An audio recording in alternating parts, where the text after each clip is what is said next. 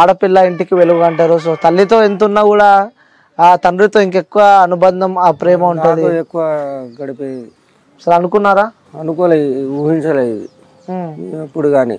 మేము మంచిగా చూసుకోవాలి, మంచిగా చేసుకోవాలి, బిడ్డని బాగా చేయాలన్న ఆలోచన తప్ప, చదివియాలి, ఎంత చదివితే అంత చేద్దామన్న ఆలోచన తప్ప ఇలాంటి దుర్బుద్ధి ఎప్పుడు కానీ మాకు రాదు.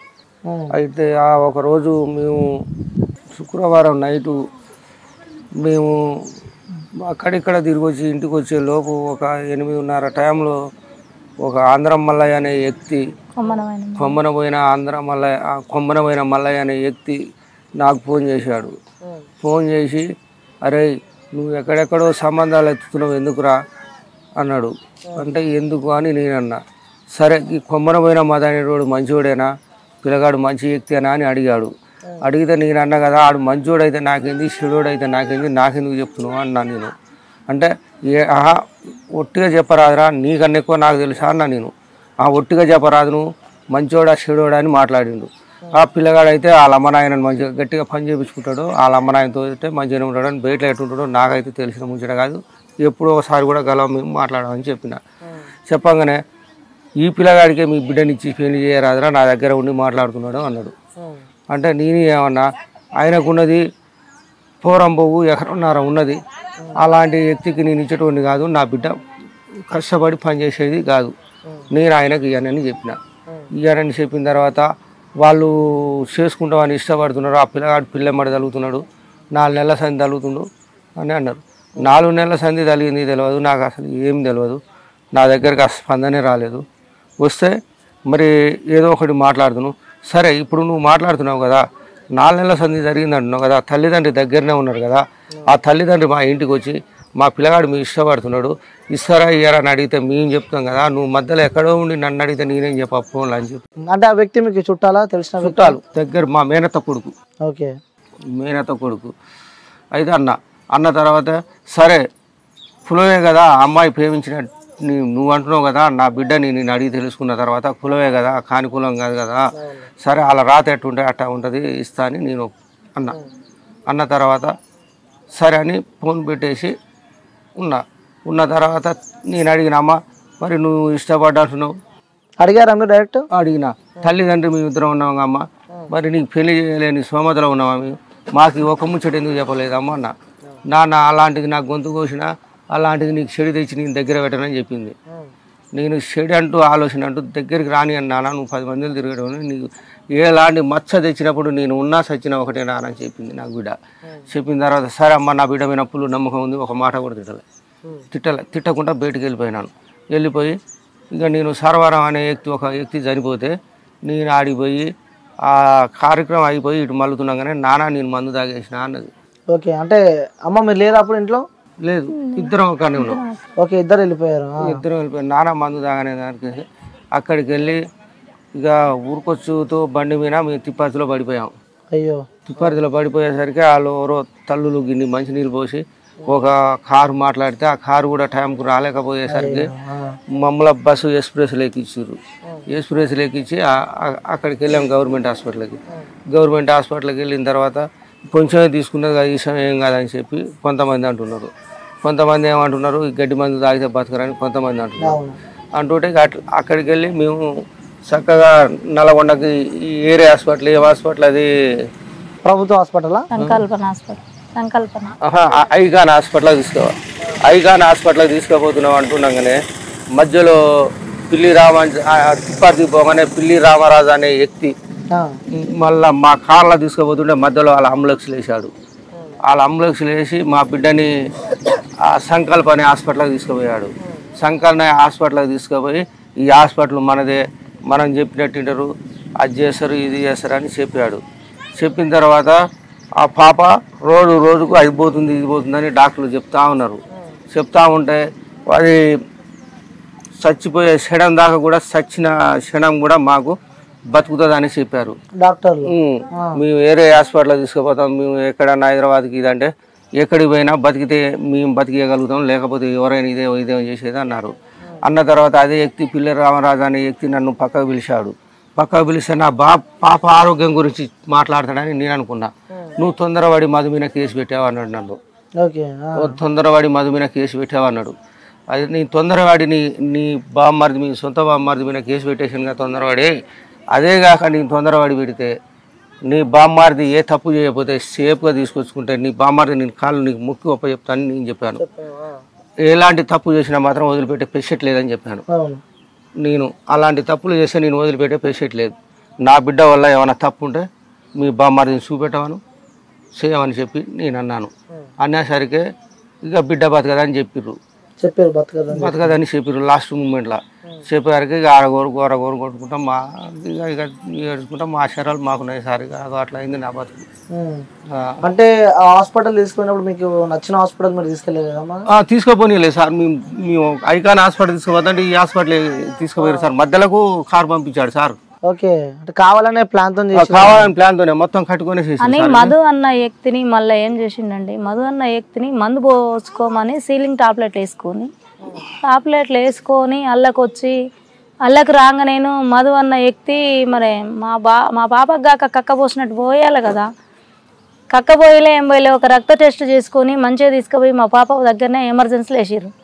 ఎమర్జెన్సీలో వేసే వరకు ఈ పాప పక్కన పేషెంట్లు ఉంటారు. మా పాపను చూసిరండి మా పాప ఎట్లుంటుంది, నా బిడ్డ ఒక్కతే నన్ను ఎల్లగొడుతుందని నేను బాధపడితే వాళ్ళు పక్కన వాళ్ళు అన్నారుగా, ఏందమ్మా ఇంత నిశ్శబ్దంగా ఉంటున్నావు, మీ పాప లెస్స వణుకుతుందమ్మా, జ్వరం వచ్చింది, ఆక్సిజన్ బీకిరు పక్కన పెట్టిరమ్మా నేనన్నా. ఆక్సిజన్ బీకి పక్కన పెట్టిరు జ్వరం వచ్చిందంట, ఆక్సిజన్ బీకి పక్కన పెట్టిరంట. భాగంగా డాక్టర్లు టెన్షన్ పడుతురంటే నేను ఏమైంది మా పాపకు నాకు చెప్పండి అన్నా కూడా ఎన్నిసార్లు అడిగినా కూడా బతుకుద్ది అని చెప్పారు. కానీ బతకదు, మా చేత కాదు, మేము తీసుకుపోండి అంటే ఇంకొక కాడికి తీసుకుపోయేటోళ్ళం మేము. ఎంతసేపు ఉన్నా అదే మాట చెప్పారు. అయితే మధు అన్న వ్యక్తి వచ్చి అబ్బాయిని చూడంగానే ఈ అమ్మాయికి జ్వరం వచ్చిందంట. అంతలోనే పక్క పేషెంట్ని చూడంగానే మీ అమ్మాయికి జ్వరం వచ్చి ఆయన చూస్తేనే భయపడుతుందమ్మా, ఊకే అటే చూస్తుందమ్మా, ఆయన చూసే వణుకుడు పుడుతుందమ్మా అంటే ఎవరు వచ్చిరని అడిగే వరకునే ఇట్లా మందు దాగి వచ్చిండు అంటే ఎక్కడికి పోయిండంటే ఎమర్జెన్సీలోకి పోయిండని నాకు ఎరకగానే ఇన్ఛార్జ్ దగ్గరికి పోయినా. నేను ఇన్ఛార్జ్ దగ్గరికి పోయి మధుకి ఏమైందని ఎమర్జెన్సీలో వేసినావు సార్, నువ్వేమిటికి వేసినావు మధుని, ఏమక్కడికి వేసినావు, మా పాప బతకదని చెప్పుతురు కదా, మా పాపలాగా ఆయన బతకకుంటుంటే ఎమర్జెన్సీలో వేయాలి, మంచిగా ఆయన ఎందుకు వేస్తారు ఎమర్జెన్సీలో, ఏమిటికి వేస్తారు, మమ్మల్ని డిశ్చార్జ్ చేయండి, మేమన్నా డిశ్చార్జ్ అయిపోతాం, వాళ్ళన్నా డిశ్చార్జ్ కావాలండి అనగానే డిశ్చార్జ్ కారమ్మా వాళ్ళు ఎమర్జెన్సీలో ఉంటుంటే కాకుంటే మమ్మల్ని చేయండి, మేము ఇల్లు ఏం బతలాడతలేము, ఇంకొక హాస్పిటల్కి పోతాం, మా అదృష్టం అంటే నేను బతుకుద్ది మా పాప, మా అదృష్టం లేకుంటే చచ్చిపోద్ది, మేము అంతకు చేసేది ఏం లేదు అని అన్నా నేను. అనగా నేను పిల్లి రామరాజు తమ్ముడు పక్కన కూర్చొని నవ్వుతున్నాడు నన్ను చూసి. ఆ సిచ్యువేషన్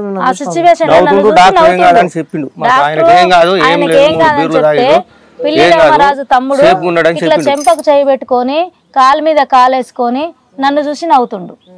నన్ను చూసి నవ్వుతా, నీకు లేరా బిడ్డలు, నీకు కూడా ఉండరుగా బిడ్డలు, నాకు ఒక్కదానికి లేరు కదా బిడ్డలు, నీ బిడ్డలకు కూడా ఇలాంటిది తిన్నడైనా ఏమన్నా జరగదా అన్న నేనిగా అని నేను బయటకు వెళ్ళి ఎవరికైనా ఇన్ఛార్జి వచ్చిండు, డిశ్చార్జ్ చేసినాక మేము పోయినాం కేసు పెట్టినాక కేసు పెట్టిన దానిక కూడా మా పాప మాకేం చెప్పలేదండి, మా పాప ఏనాడు కూడా ఏం చెప్పలేదు, మేము ఏం అడగలేదు. అంటే ఆ పాప చేసుకున్న తర్వాత హాస్పిటల్ తీసుకెళ్ళినాక మాట్లాడలే పాపతో? మాట్లాడింది.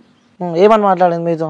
ఏమైందమ్మా, ఎందుకు తాగినవురా మందు, నీకు ఏం బాధ వచ్చింది బిడ్డ, మేమున్నాం గారా, మేమున్నాం ఎందుకు తాగినావు బిడ్డ అంటే ఏమమ్మా నాకు తెలియలేదు, నాకు ఎటు తోయలేదమ్మా నేను తాగినానన్నది.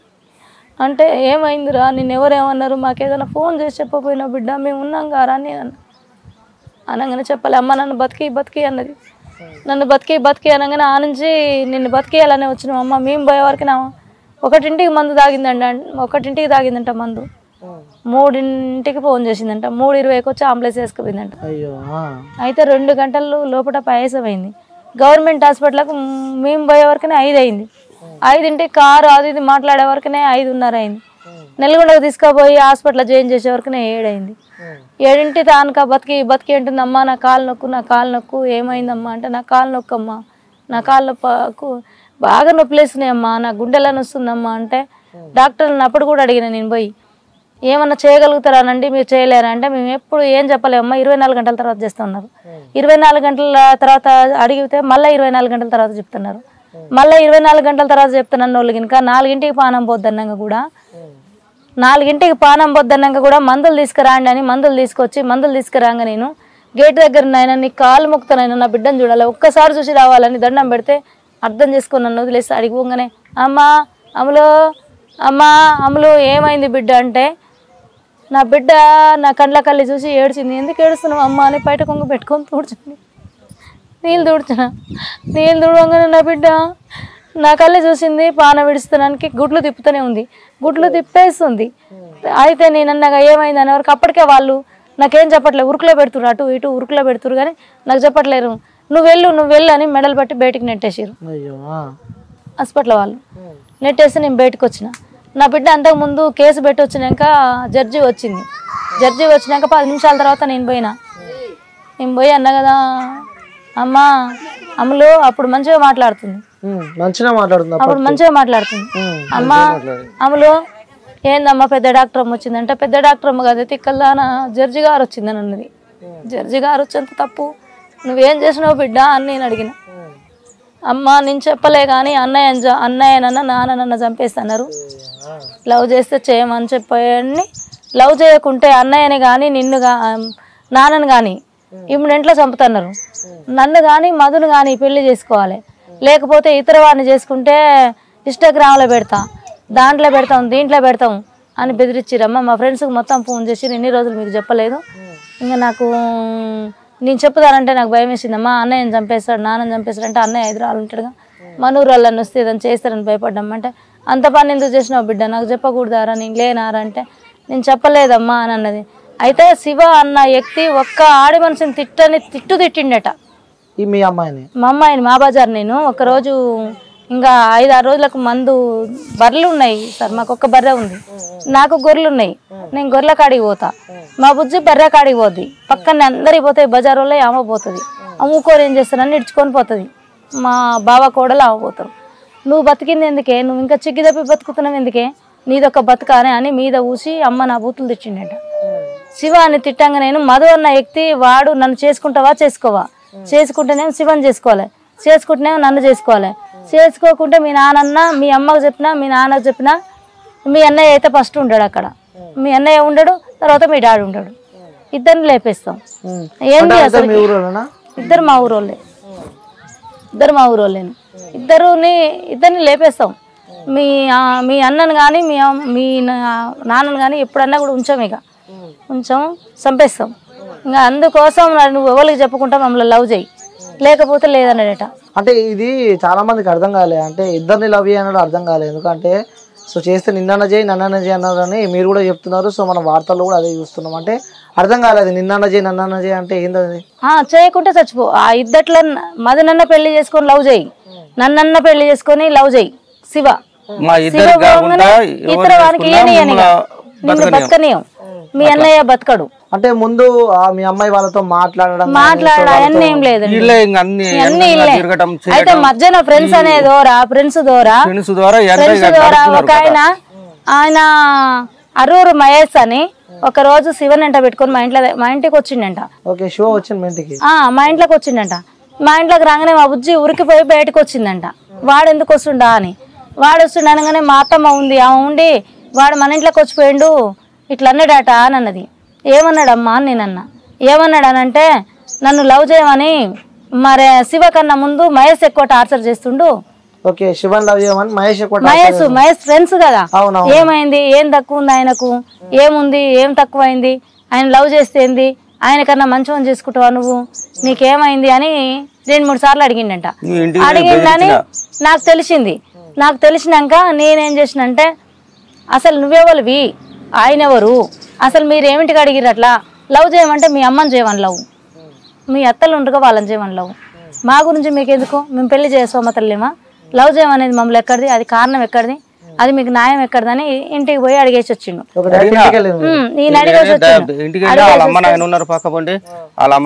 చెప్పేసిన నా బిడ్డని ముద్దు పెట్టుకొని చెప్పింది. ఆ ముచ్చట నాకు ఒక్కటి మాత్రం చెప్పింది. ఏమని చెప్పింది? నాన్న శివగాన్ని ముద్దు పెట్టుకొని వీడు చెప్తున్నాడు నాన్న అని చెప్పింది.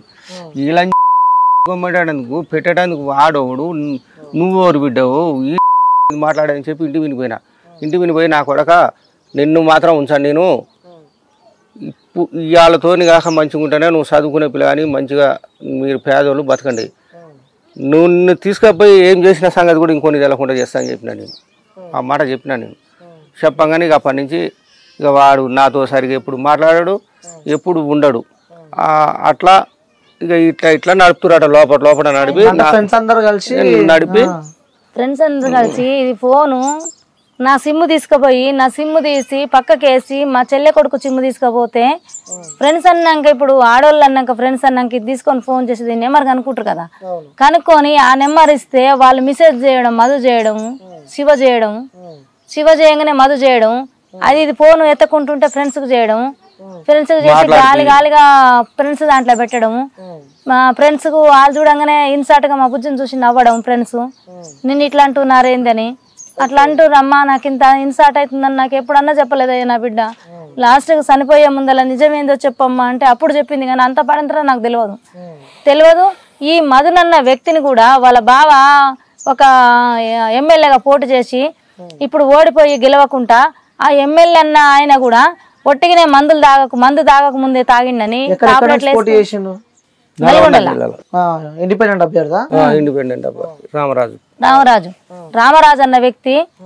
మరి ఆ వ్యక్తి ఆయనని ఒక్క టాబ్లెట్ వేసుకుంటే మత్తుకోలి 4 రోజులు నా బిడ్డ చచ్చిపోయి ఉంటే 4 రోజుల దానిక కూడా అసలు ఏం పట్టించుకోకుంటుంటే మేము పత్రికల విలేకరుల వాళ్ళ దయచేసి మేమేం వాళ్ళని పిలవలేదు, వాళ్ళు మా బాధ అయినా లేక మా గోస అయినా లేక పోలీస్ స్టేషన్ల ముందర చూసుకుంటా పోయి హాస్పిటల్ ముందర నేను ఏడ్చే నా గోస చూడలేక ఒక అతను వచ్చి ఇట్లా సంగతి అని ఇట్లా మాట్లాడమ్మని మాట్లాడినాక అన్నిటికి ఇచ్చినాక అప్పుడు పిల్లి రామరాజు బామ్మార్దిని 4 రోజుల తర్వాత పట్టుకొచ్చి మా బాబు చూపిస్తాను రండి పట్టుకొచ్చినామని ఎస్ఐ గారు ఫోన్ చేస్తే మా బాబు మా చెల్లెలు కొడుకు పోతే నవ్వుకుంటా వెళ్ళిపోతుండంట.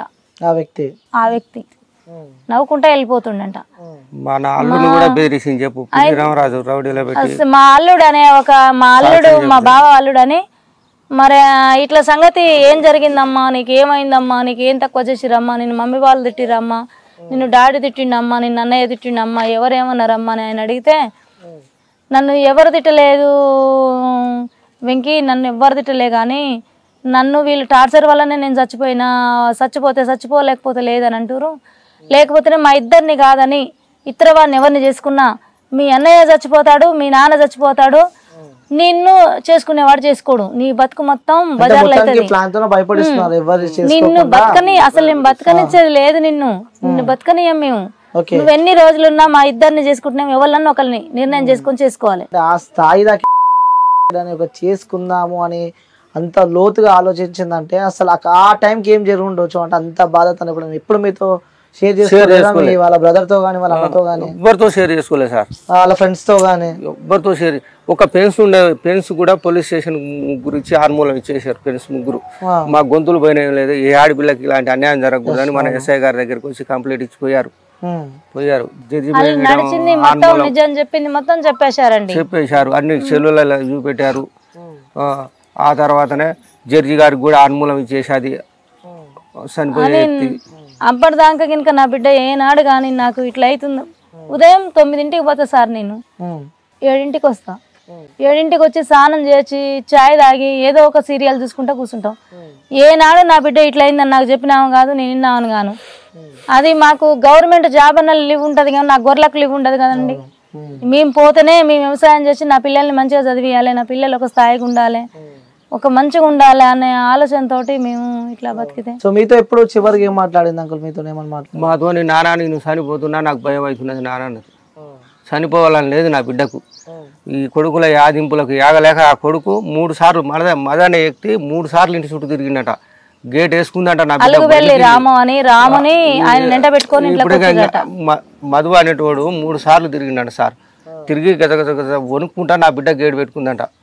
గేటు పెట్టుకొని ఇక నేను బతికినా వేస్ట్ అనుకుందో ఏమనుకుందో, నువ్వు సావు నువ్వు ఏమైనా చెప్పాలి, నన్ను పెళ్లి చేసుకుంటావు, నువ్వు చేస్తావు అని చెప్పిన తర్వాత ఇక ఏమనిపించిందో, ఇట్లనన్నా ఈ రూపంగానన్నా నేను బతికితే నిజం చెప్తా అని తాగిందో ఎట్లా తాగిందో తెలియదు సార్ మాకు. ఇక అంటే ఏం తాగింది?